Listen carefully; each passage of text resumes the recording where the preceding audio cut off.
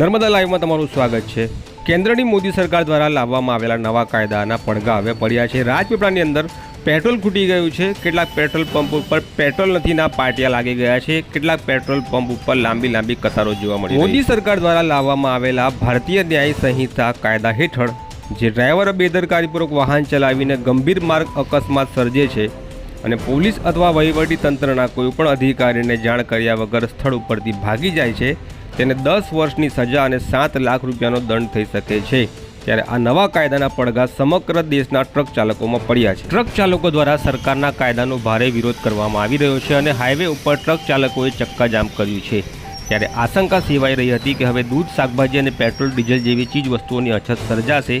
તેના પરિણામ ગઈકાલ રાત્રિથી રાજપીપળામાં જોવા મળી રહ્યા છે। રાજપીપળાના પેટ્રોલ પંપ ઉપર પેટ્રોલ ઘટી ગયું છે અને જ્યાં છે ત્યાં લાંબી કતારો છે। અછત અને લાંબી કતારોથી બચવા લોકો હવે રાજપીપળા નગરની આસપાસ આવેલા પેટ્રોલ પંપો તરફ દોટ મૂકી રહ્યા છે।